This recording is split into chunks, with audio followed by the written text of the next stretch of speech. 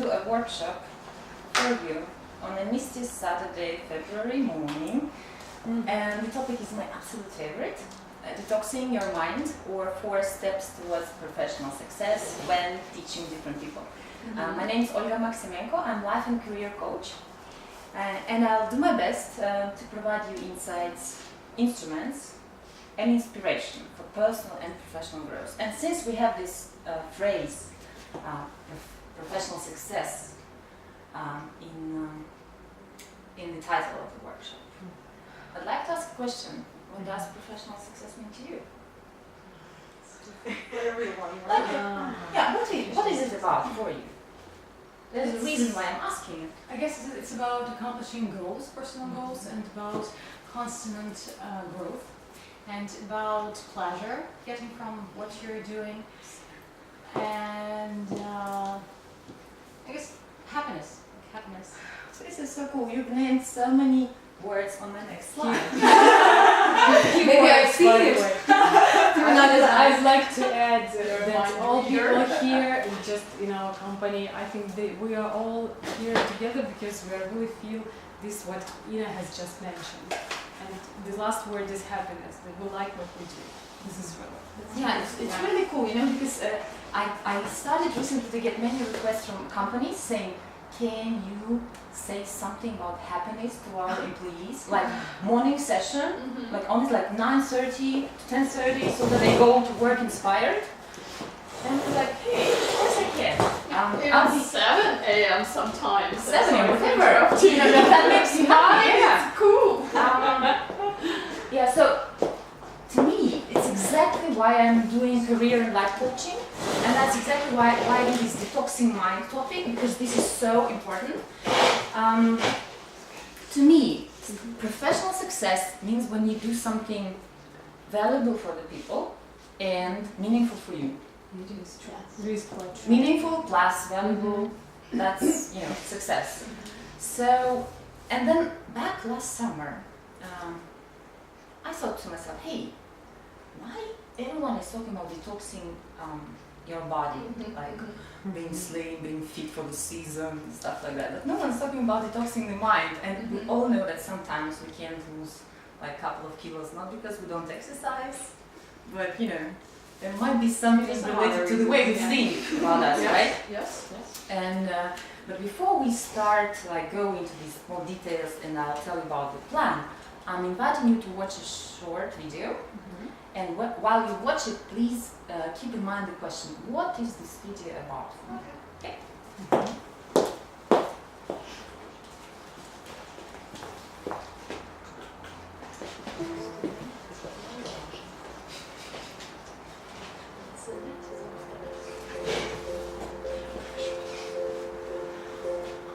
It was my choice. And now I will question myself for the next few weeks, maybe months.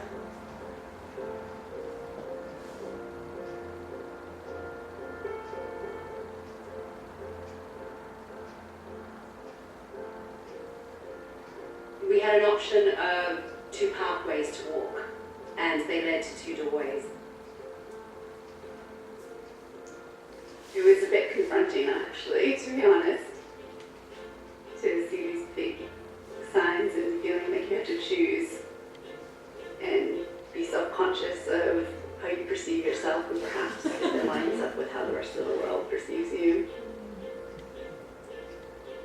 I went through the average door. Really? Yeah. Oh my gosh. Yeah. I didn't even hesitate. 漂亮对我的概念来说，就是像明星那种遥不可及的那种。我走的是一般。Mas eu acho que é mais porque eu me arrependi da escolha, porque era diferente do que eu vivo, é diferente do que eu sou. Am I choosing because of what's constantly bombarded at me, what I'm being told that I should accept, or am I choosing because that's what I really believe? I walked into that door with said average, and I did feel really good after that, because obviously I had rated myself average and nobody else.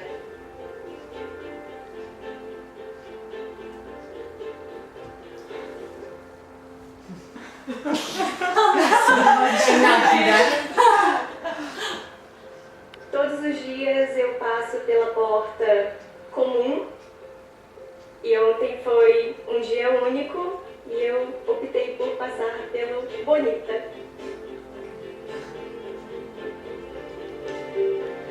I wanted to go through the average door, but my mum just pulled me over to the multiple door.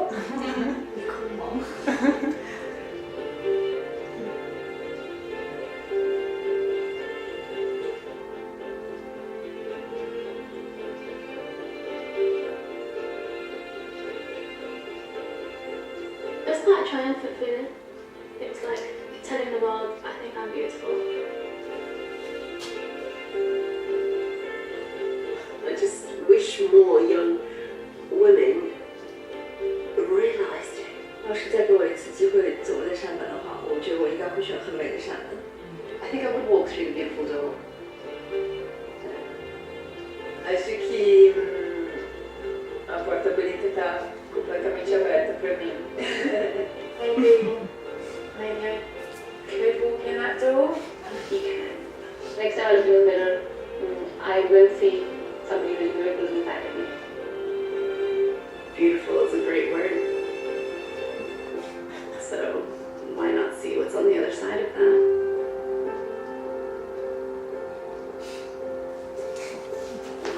I love this.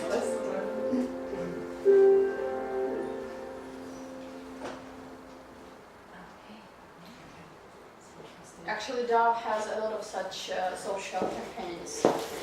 Isn't it beautiful? Yeah. So what is this video for you about? It's about how people estimate themselves, and unfortunately quite often how they underestimate themselves, yes, and how they see themselves, and sometimes are afraid to see themselves, well, as they are, yeah, and they try to underestimate. So it's a pity, of course. In other words, it's kind of limiting. Yeah. And also, I think that beautiful to how they appear, how they look like, and not what's inside, like they relate it to their body, to physical attraction, and not to that mind, a lot of other things. Yeah. I'm beautiful. Yeah, no one says you don't have to exercise. I mean, that's yeah, two sides of the coin. But this limiting beliefs thing is unbelievably toxic. Yeah, and it's like when I was doing my coaching, when I was doing coaching for the first year, working individually with people, and then quite interesting young, accomplished people would come to me, I was amazed every time how limiting thoughts was number one, number two, number three, and whatnot, like issue. You know, this was most important thing that you had to overcome. So the plan for today is going to be the following, unless you have any other expectations. So first we will talk about these limiting beliefs. Like how can we actually deal with them? But not only when we talk about us, but let's focus on what we can do in the classroom, for instance. And I'll give you an idea of how you can be a little bit more than just an English teacher, like teaching the language per se, but adding the qualification of being also a coach and understanding what's behind the person, what's behind that particular phrase that your student is using. Then we'll talk about understanding emotions, including your own ones and emotions of the people in the class or during any communication. Because everyone is talking about emotional intelligence, which is like a high topic right now. So I'll give you 5 simple ways to better handle your own emotions and understand the emotions of others. Then of course we'll talk about the active listening, effective listening, what it is like, and there'll be a few practical exercises, and also in general communicating with different types of people. But it's not about the typologies really, you know. It's like I've been scrutinizing the images that you sent to me, and I really am thankful for them, because this is really, it made me realize that actually my whole program here is answering the questions that you sent to me. And if you still by the end of the workshop will feel that you haven't received an answer, well, let's debate and discuss that, okay? So, these are the 4 things on our agenda, and do you have any particular expectations. Now that we've started and having in mind your inputs that you sent to me, anything in particular, or you're more or less okay with the plan that I suggest? We are great. Yeah? Yeah. Cool. Yeah. That's such a sweet group. Oh my god. So let's do I'd some. like to know what's will be your Yeah, advice. I'm just figuring out what's the most what's more convenient when I stand there or when I stand here, because I need to slide as well. Okay. Are you sure that's okay like that? For me to stand like that? Yeah. Are you comfortable? Can you repeat what I'm sorry? I didn't No, hear. just saying that standing here looks. Okay. Yeah. So if I can ask you to think of a limiting belief, like. I'll give you a couple of examples here because it's mostly from career coaching because I do a lot of career stuff. So this job is not for me, I don't deserve it. That's one thing. It's kind of limiting the soul. Or everything should come with very hard work, and if I go with the flow and just enjoy the process of my work, then something is wrong. This is real, kind of real life situations. Any other limiting beliefs that you can think of? I mean, in general or your own one, something, just give me an example of that. I don't have enough experience to take that group, or I've never taught business, special English, so. Yeah, or I just can't do this. Yeah, it's just like, I just can't. It's like this. Yeah. You close down immediately. And all the opportunities that are somewhere out there, they're kind of, exactly, they're not even real, because your reality is different. So what I'm now asking you, I mean, this is a suggestion, and I really think it is a cool practical exercise. So you take a piece of paper, and you think of something.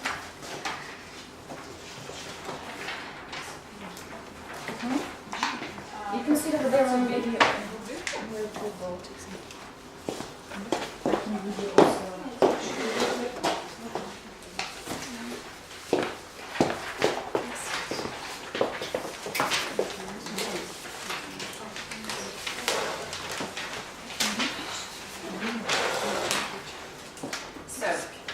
you divide it by two, like in two parts, and just think of the first question, and somewhere in the middle you write it. I want something, but it's not there in my life yet. For instance, I'll give you an example so that it's more understandable. For instance, I don't earn enough money. It's just it's like you can do anything related to your work, or you can think about a limiting belief that ruins or intoxicates your life that is not related to work, anything. So you write down, I don't earn enough money, and then as a second part, you see question number 2. You ask yourself, what are the benefits of not having enough money? And at this time, your mind, I promise you, will revolt. And it's like, what? That's not possible. Well, it is. We are explaining here, like we're trying to figure out, to dig into the hidden benefits, the so-called hidden benefits. And you can even ask this question like out loud to yourself, like, and write down at least, well, I said here 15 sentences, maybe 7 or 10 would be okay. So you write it in the left column, like this.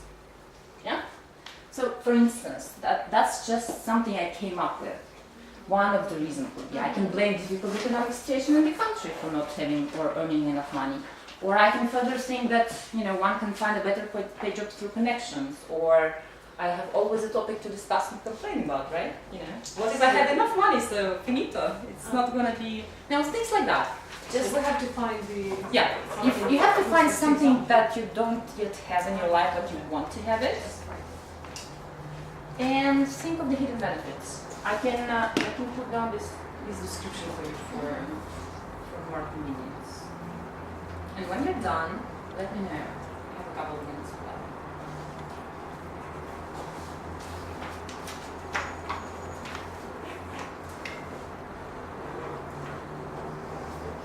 If nothing comes to your mind, you can consider thinking of what limiting beliefs in general related to a specific topic, for instance.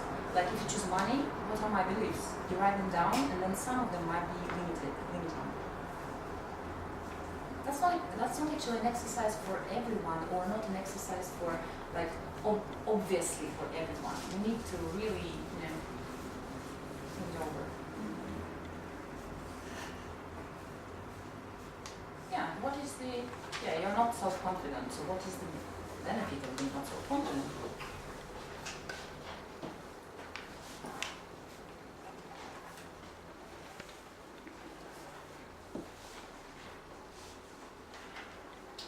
Yeah, you remember to write it in the left column, because then we're gonna do part 3. But anyway, just do what you do. Sorry. That's okay. You carry on the first sentence. No, this is But you something have, often but it's done here. in- For me. But if I did the first sentence, I would correct. Yeah. Well, but it's like that. Okay. Anything goes through. Anything. Okay. How can we teach people to do some instructions if we can follow them That's ourselves? actually a good thing about instructions in your emails. Yeah. I will come to that because it's really, yeah. Now I understand. Yes. How's it going? Is it good? Is it going? So anything else I can help you with? Like where are you stuck? Or it might just not be your type of exercise. So each of us we just concentrated on what to write and what is bothering, just So she keeps silent about concentration.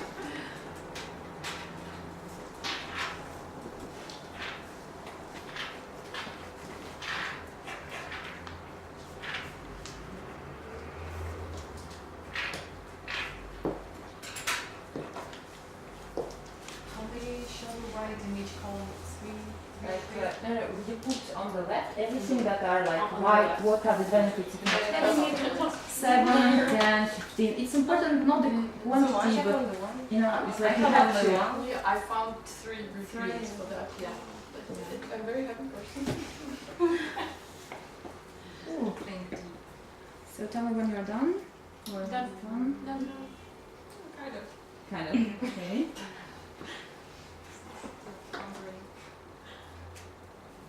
Done.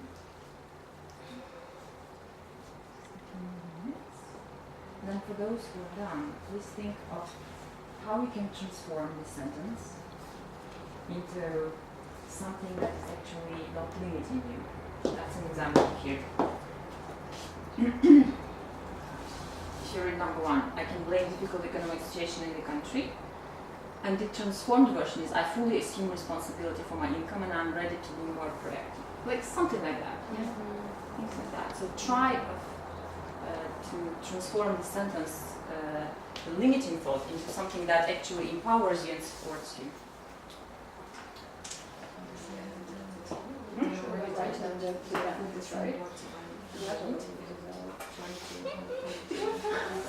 Or it's already started from the other ones. Yeah? Yeah. Important is how you feel about after this exercise. If the feeling is like positive and you're getting where you want, this is what you're doing helps to happen in yourself more. Here I have. What to do? You have it negative, but you can make it positive. Yeah, it's intense. And YouTube, yes. So? We have a little problem here. Maybe some of us are quite positive and we have already written it as benefits, not as limitations. So should we revise or let's discuss. Let's Okay. positive most of the time. I think in positive most of the time. Let's just be honest. Yeah, it should be too. So what was that? Tell me, what was to make sure that you got the idea correctly? What was that positive? Like, how did you phrase things in the left column? What was the statement and how did you phrase the? As an example, Yeah. Okay, for example, I wrote like still have, well, I should say about what I don't have, right? I mean, if it's comfortable for you, yeah, just go. Yeah, it's about financial freedom, right? First, I wrote like the benefit of not having it is still have a lot to go for and achieve. So it seems to me I already made it as a positive, or it's not. Or it's a limitation. It's a trick actually, Yeah? because Okay. having this benefit means that you're not likely to get there. Why? We are Because already it's like, there. No, read it one more time. Still have a lot to go for and achieve. Yeah, it's like there's always something like an end goal. Like financial freedom is an end goal, somewhere there. And my life is kind of getting closer to the goal. Yeah. To me, the underlying assumption is that you will never get there. I Like a little bit like that. So it's, to me, the way it So is, I it can't has been formulated. Yeah. It's a little Okay. bit like, you know, there can be two sides to that. Okay. I don't perceive it as quite a positive to you. Uh-huh. Like positive, because to me it implies that you'll never get to your end goal, which is financial freedom. Okay. You can have a different opinion, but that's the way we play with things in our mind, and that's the way sometimes thoughts are kind of, you know. Can influence the future. Oh my God, they do. Yeah. They do, because for instance, I'll give you an example. One person, he came to me, he said, I changed 4 jobs during the year. And we discussed it, and then he came up with this limiting thought in his head, which literally sounded like that. As soon as you found a job, look for another one. And I was like, what is this? And he said, you know what, I have a colleague, a very experienced one, and a very, kind of, someone I trust really, like a lot. He would always say this to me. So the guy has in his mind that whenever he has got the job, he has this urge, sometimes unconscious. So what you do like why I love coaching so much is that you become aware of things like that. You train yourself to, as I say, you train your observation muscles. You know, what kind of things are actually popping up in your head, and whether this like formula for the financial freedom is the best one for you. Okay. You know? It's like, I'll try to things like that. So really, limiting thoughts is kind of number one thing. And then I was thinking about, for instance, let's imagine that we have a situation in the class when people are resistant to, I don't know, start speaking English, or they have all these things like, I haven't learned present continuous or past whatever, and you know, all these grammar rules, I can't speak publicly, or I'm shy to, you know, like what shall we do like with these guys? And if I were an English teacher and the coach, you know, so I would do a little bit of a like provocation, but as I will always repeat, provocation should be with care for the person, you know, to empower him or her, not the other way around. As soon as it doesn't work. So it can be like I don't know, a written exercise for you know, like a homework. Explore all the limiting thoughts that as far as your English speaking ability or whatever is concerned, and try to think of them in a positive way, not wearing pink glasses, but just transforming it, like giving them basically this exercise. Why not? You know, to me it seemed like I would be curious, you know, and curiosity is, I think, the best way to, you know, is the best motive or the best thing you can use as a teacher when you talk to students, right? So this is one thing that we can keep in mind: limiting beliefs, and there can be as many statements about money, relations, family, anything. If you feel like you need to work on that and transform this, just, you know, find some time in a quiet atmosphere at home and do this great homework for you. I think it's time to move to another second. Oh no, yeah, that's actually the questions I was gonna. Yeah, how do you feel actually about it after the exercise? How do you feel? It is precious exercise, where it takes more time than we can spend. Yeah, the trick is that no one does exercises after the workshop at home. Are you sure? No, Sometimes we are different. I'm telling you, Yeah. exercises. I am so lucky to be with you today. I mean, this is I think we will be chasing you with our answers. Just okay.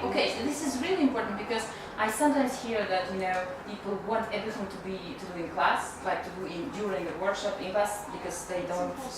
Yeah. So you feel that you need more time, but other than that, how do you feel? You can go a little bit deeper in that exercise, because maybe analyzing only one example is a little bit difficult to grasp the idea. Maybe someone who's willing to share, for example, also their For example, I have mine. Yeah, okay. Thing, because as far as you guys quite right about we're thinking positively, it was really hard for me to find something. Okay, you have something. You have something. But you see, for me, I looked like it was positive and quite, freedom opening. But Olga said, okay, for me it seems that you're not gonna reach it. So actually, I don't really get. Jan, can I add Ola?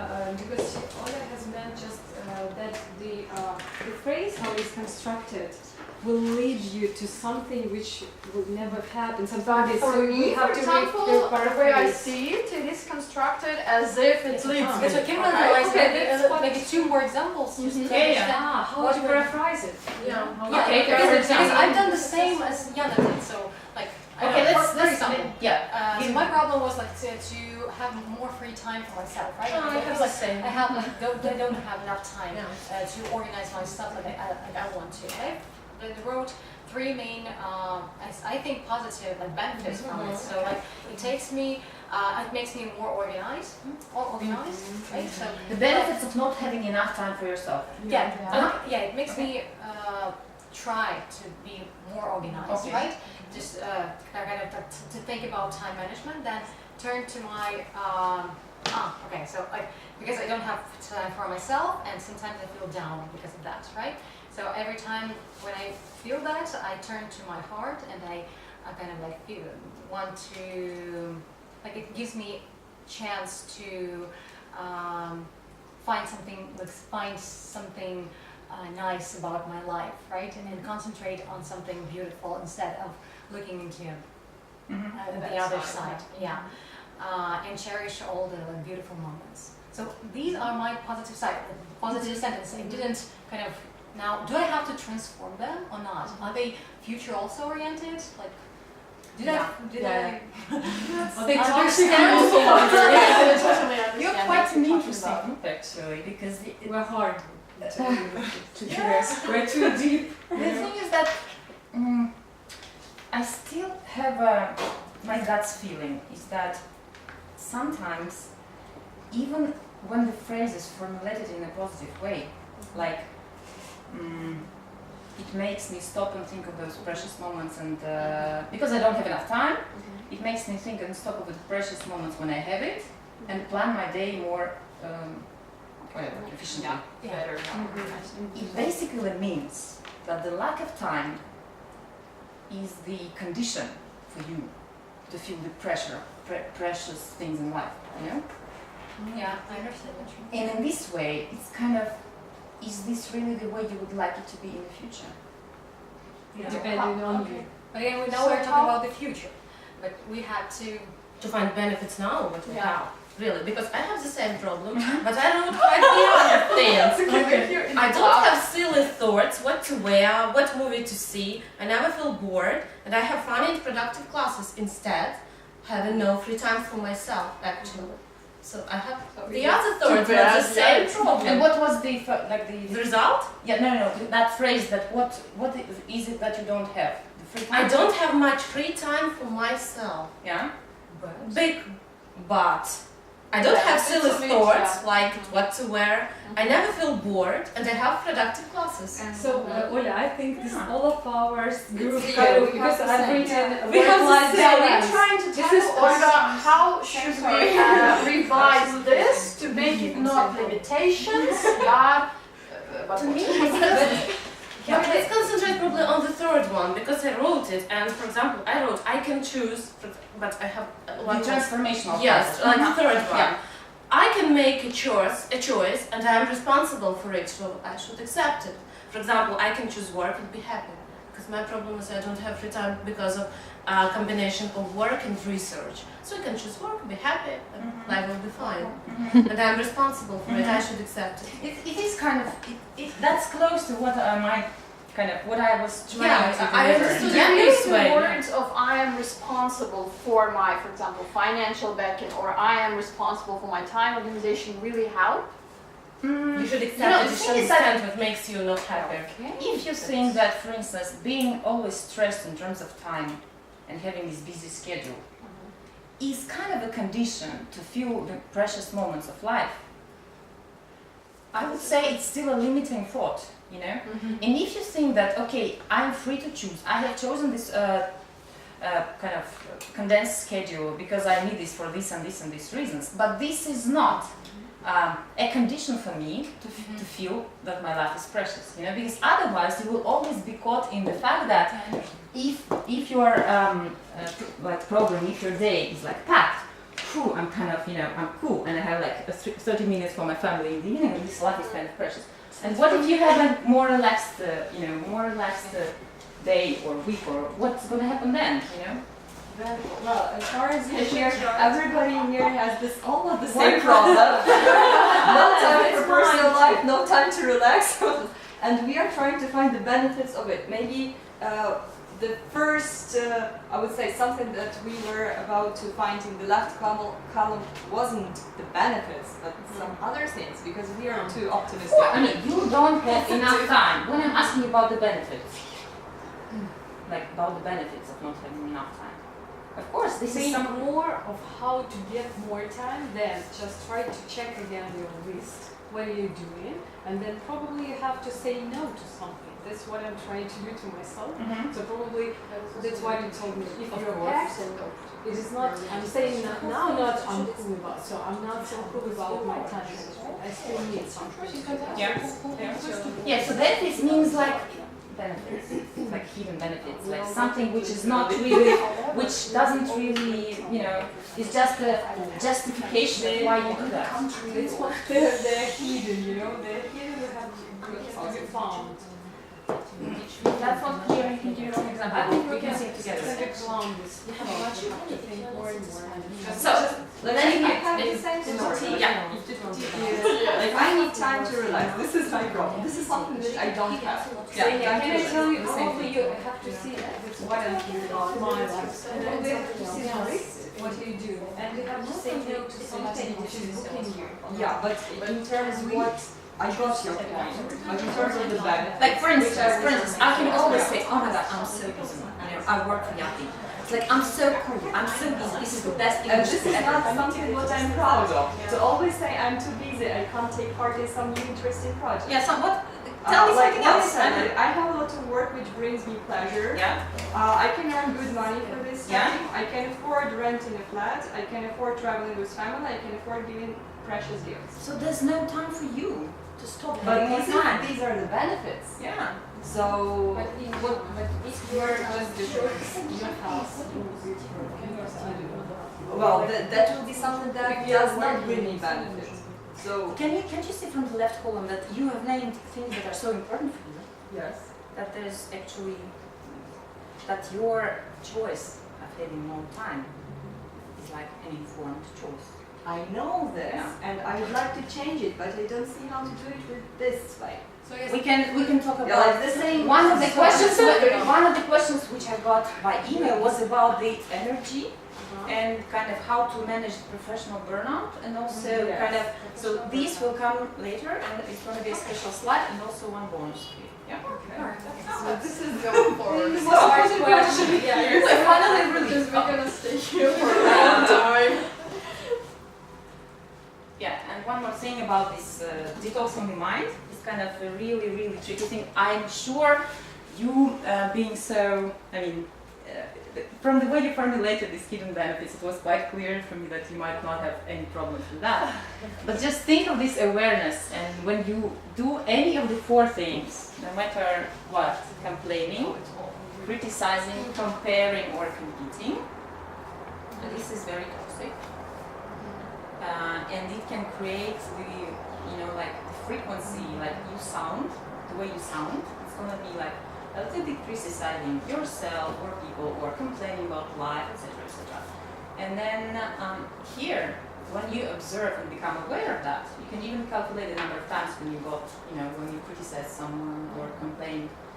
And this is really, really healing. And here, really, like any instrument goes, anything is good. Like, if you want to have this violet bracelet, 21 day without complaints, just have it, because it actually reprograms your mind. And it's really interesting to observe how people behave in the class and who is Kochimuchka, who is Varchunya, and stuff like that. You know, because it really gives an idea of where the person is and how to actually, and what kind of wording he or she will be able to, to hear it. So Yeah, that's maybe just say a few words talking about this 21 day without complaints. I think it's a really great idea because now I'm in between my social experiment. And me and my husband, we're having 1 week without Facebook.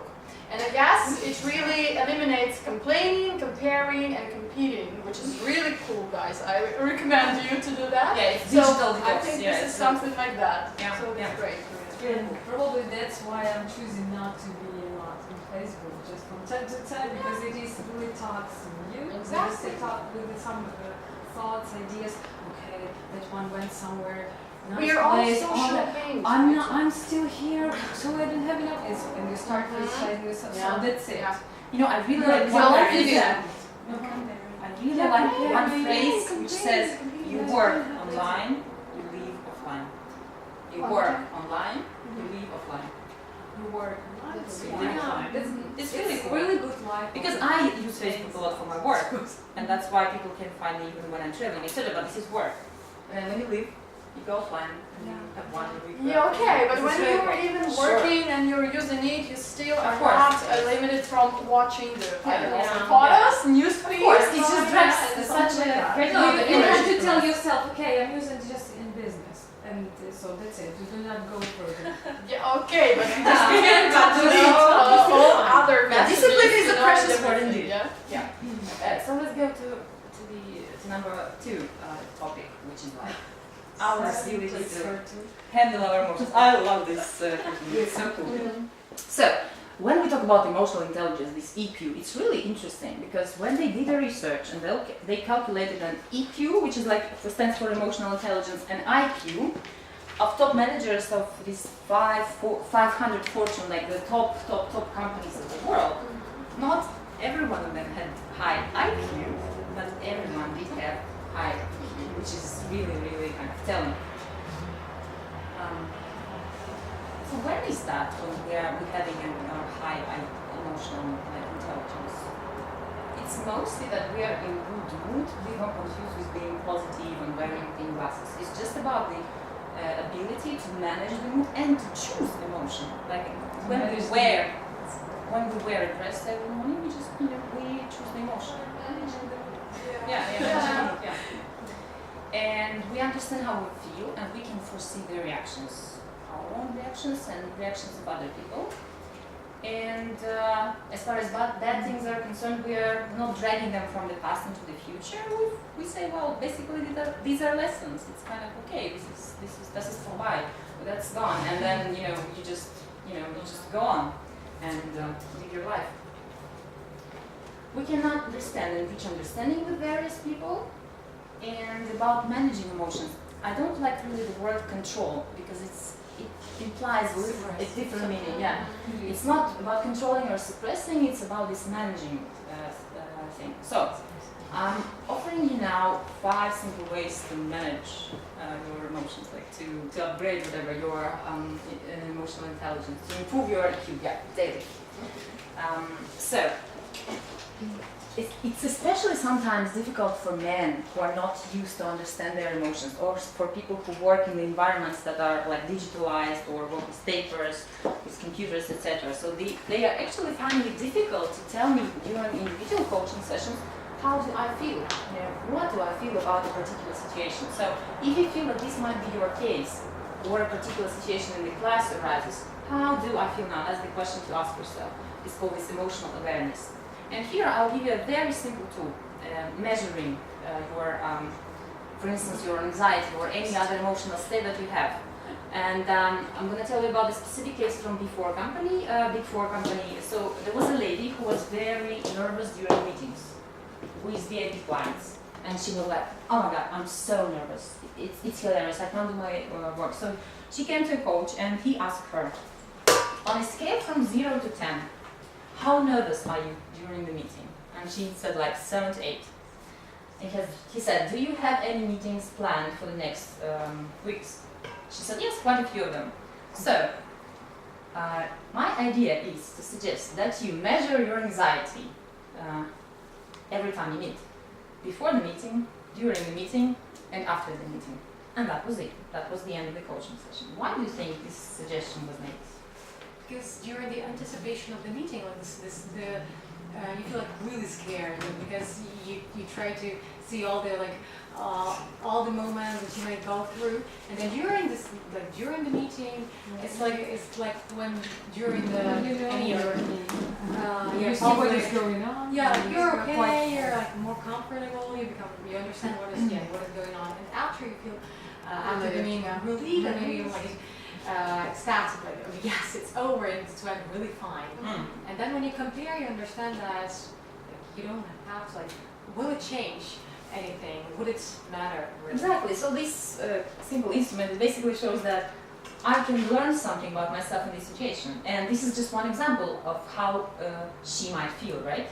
Yeah. Or the person might feel, because it might have been the case that it will be like 777, or it's gonna skyrocket somewhere in the midst of the discussion, etc. So what does it give? It gives me the keys, it gives me the understanding that I'm here kind of the participant of this situation, and coach is not telling me what to do, no one is telling me what to do. This is something I need to handle myself.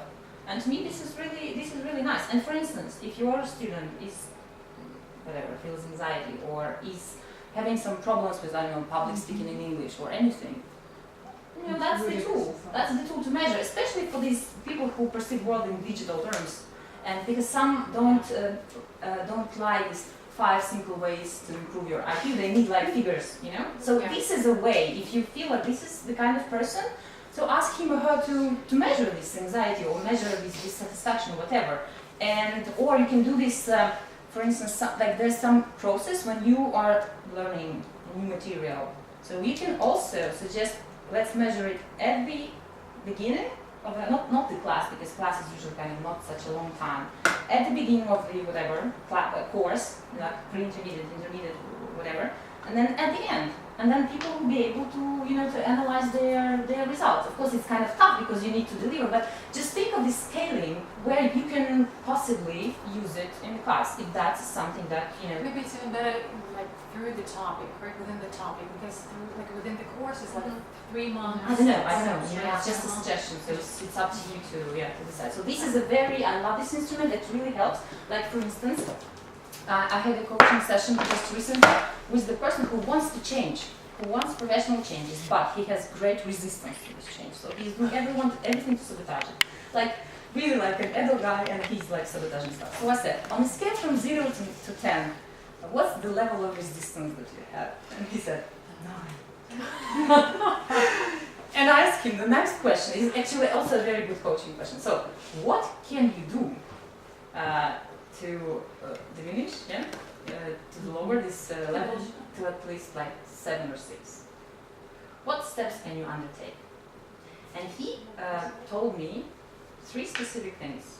I'll be honest with myself, if I promise something I will do it, and there was something else. So these are things person can manage himself, this is something doable. And this also shows he's kind of, he's willing to do that, and I am the witness as a coach. So here we go, you know? And I really hope that by the next session, which is on Tuesday, he's gonna, you know, the level of resistance will be lower. And I'm gonna talk about the formula of change, which is like a really, really interesting thing when you analyze the people's behavior in the class. And this is also will help you. This will also help you to understand who is resistant, who is, you know, who lacks what to progress. Well, in this case, in the class. And you know, it's really interesting thought, because probably we have some kind of level of resistance we even do not recognize. That's to changes. That's true. And the thing is that if we have, maybe it's going to be better to do it now, you know, because if we talked already about this. Yeah. So many of you wrote in your emails. There was one, I want to be a motivated teacher and I want to motivate students. So it's like both ways, you know, like motivating others and to be a motivated myself. Like, yeah, self-motivated. And I'm going to be a little bit provocative here, but with a good purpose. Definitely, always. Because for instance, when people tell me, can you do a motivational speech? I said, no, I don't do motivational speeches. And here's why. I'm motivated when I realize the value of something and when I need something, right? So basically, when you're saying something, motivate me, I have to explain you what your values are and put some thoughts into your mind so that you get motivated. Is it, to me, it just doesn't make sense.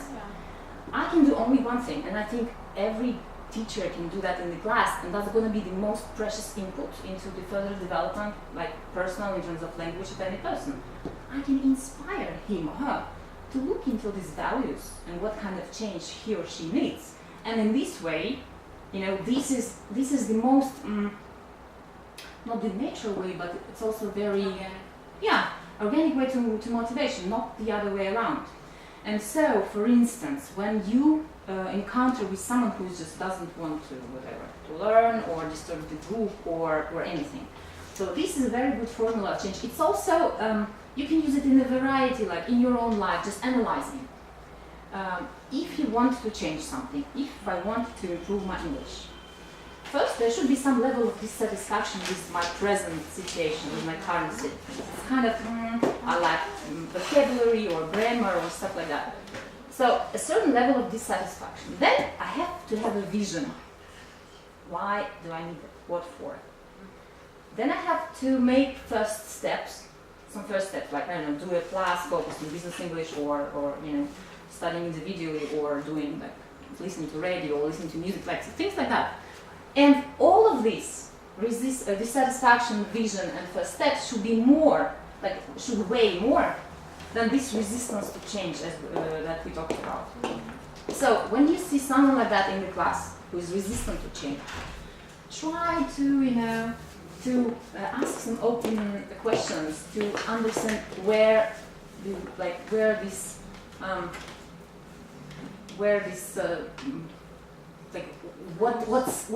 the most kind of, what stops him most, because if that is dissatisfaction with the current level, then maybe he just needs support and your special attention in terms of, someone is some people sometimes are very, they need to be supported, they need to be, to hear that every single, even small success is noted. Yeah, so maybe it's going to be this. Or maybe if a person doesn't know, look, I don't know if that's true for your clients, for your students, because they're in the group, they're like corporate clients, they sort of need to know why they do that, but if they don't, try to debate or discuss, do something about this vision thing, why. Because for some people, having fluent English to be able to get a better job abroad or might not work. Traveling fluently traveling across Europe and the world might, I don't know. So it's about these things like that. Yeah, so you on the surface, you'll be debating a topic like traveling work, but it will be deeper than just, debating and practicing English. It will show people the way to open up and be more motivated in the true sense of this word. So this was my kind of message. Yeah, for sure. I practice with my students the way of sort of inspiring, motivating them. I showed them some videos. We had discussion like, why do you need English in general? What are your expectations from the course, from the lesson? Then we wrote down the list, like what they want to do with that. Then for next week we had a sort of assignment, like come up with your short to-do list this week, like from this Wednesday till next Wednesday. What are your short-term goals? And then they were trying to complete them. First they started I want to learn English and speak well. We tried to break it into shorter and more real ones. Yeah. But I had to sort of push them every Wednesday. Are you going to bring me your list? Have you done this or that? Yeah. And after a month I was just burned out of that. Having about 30 people doing this and controlling them all the time. It was just... Yeah, it is very time consuming and energy consuming, and do you really need that? And is this the most efficient way, I would question that, not because you're doing something wrong, but because for some people, all these things like lists that they put or the discussions, why do you need English, it just doesn't mean anything. It doesn't, turn on any sort of button that is just, pushing him or her to, to be just, very, very, disciplined and do it 3 times a week, etc. So There was one question in the emails. What to do if my group they all want to speak Russian and refuse to speak English? So they won't practice Russian all the time, and I just don't know what to do with them. Okay. And there was also one question about I want them to follow all my instructions, which is like, ha ha ha, it's hardly possible for objective reasons because it's like partner-to-partner relations. So what you do is like, okay, these guys who want to talk Russian, yeah, they sort of need English, right? I mean, at least in theory, because that's why they're there. So it's like, okay, guys, yeah, and you have the plan, right? And the plan is, you understand that this plan is not going to be, they just don't want it. So what shall we do? And you spend so much energy on that, and this is kind of frustrating. Okay, yeah, we can talk Russian, sure, and but before that, I'd like to ask you a couple of questions. Like, for instance, how many years do you agree to drag it and continue going to my classes and spend your time, money, and energy and talking Russian to me while I'm sitting here and enjoying and doing other groups who qualify for 12 results, etc. Just tell me honestly, and preferably in English. And once you do that, we just switch to Russian, I promise. Things like that. Is it a provocation? Yes. Is it a kind one? Yes. Because it's like, analysis. It's just saying like, okay guys, we're kind of adults here, so why don't we, switch to some more, productive mode?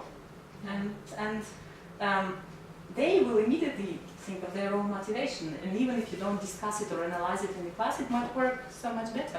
Mm-hmm. So that's why this provocation should be with care. Mm-hmm. And it's also really interesting that we are now kind of mixing, but that's okay because I have the clear kind of plan in my mind.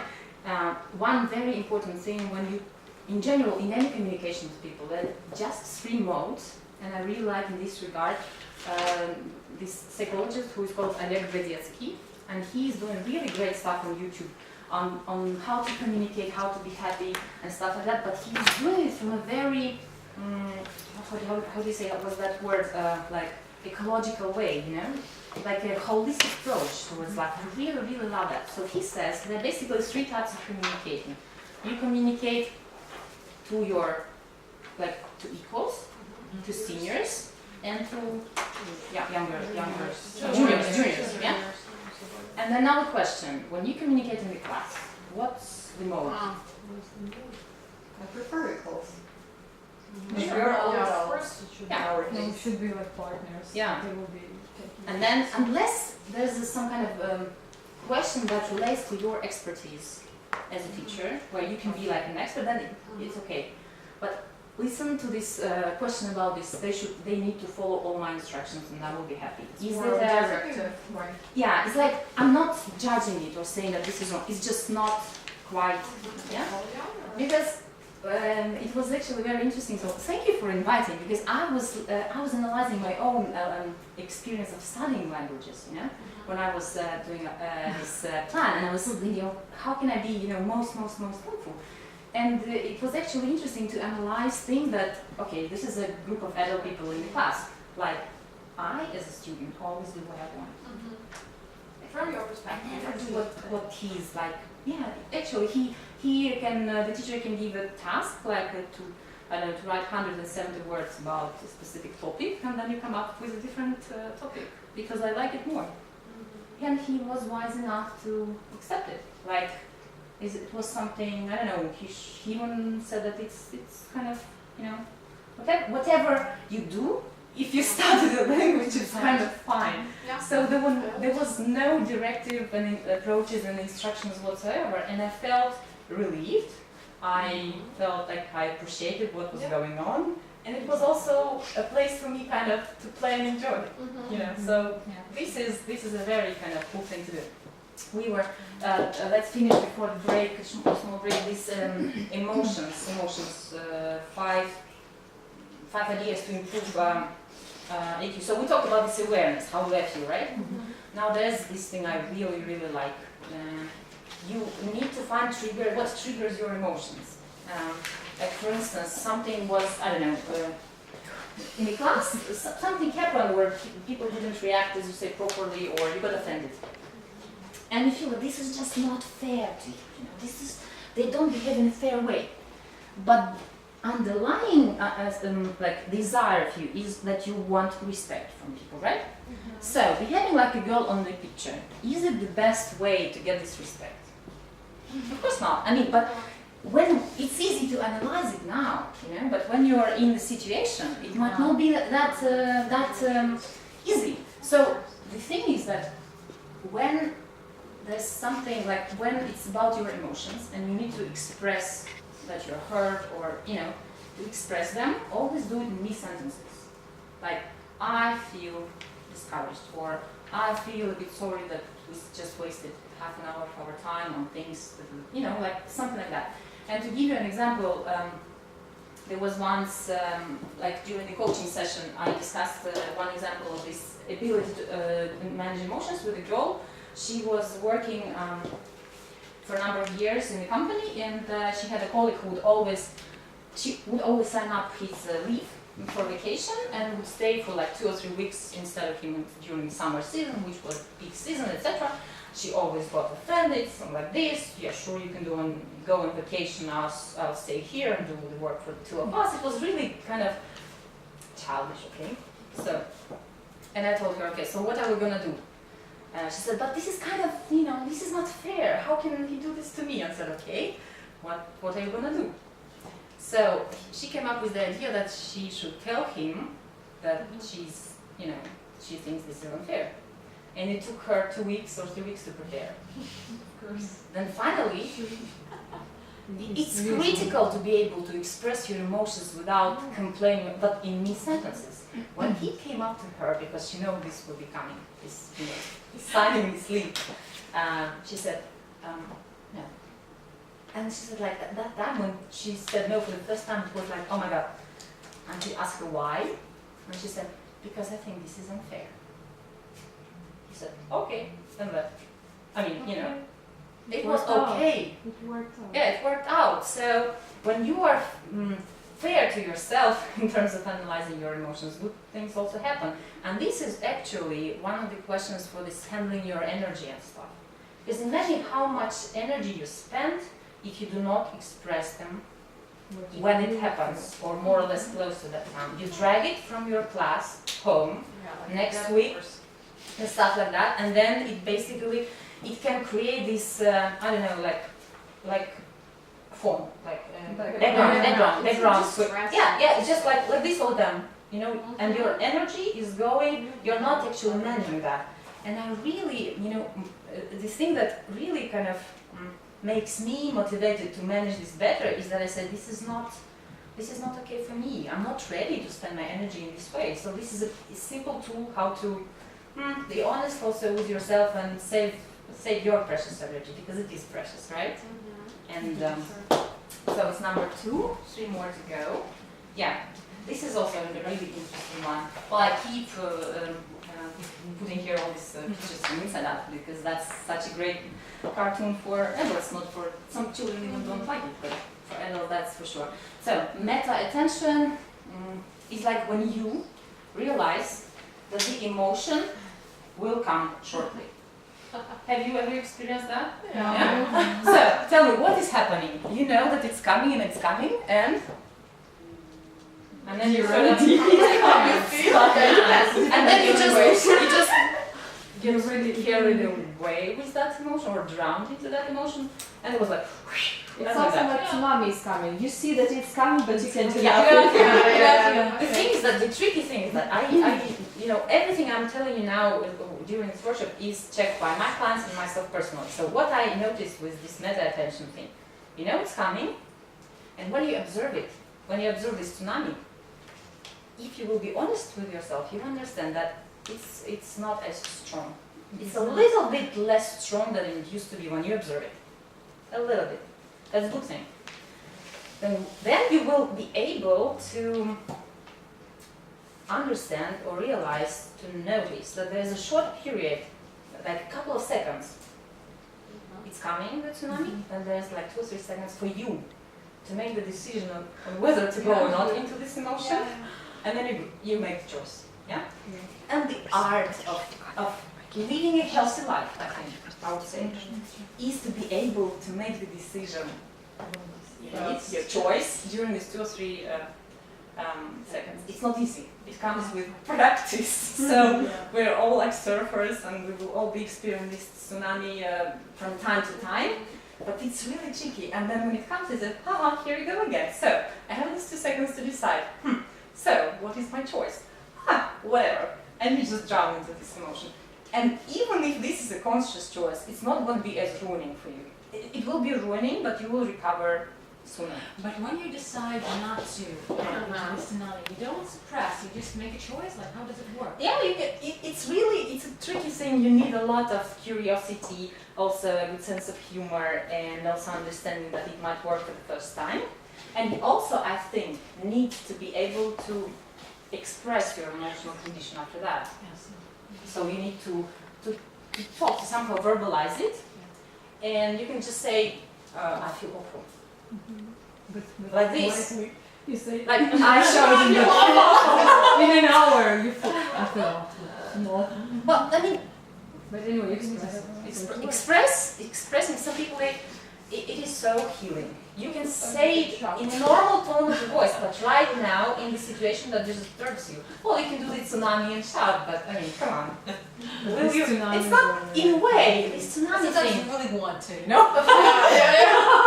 This is honest. This is honest. Lina, you have to go to gym to express this tsunami. I remember our managers. 3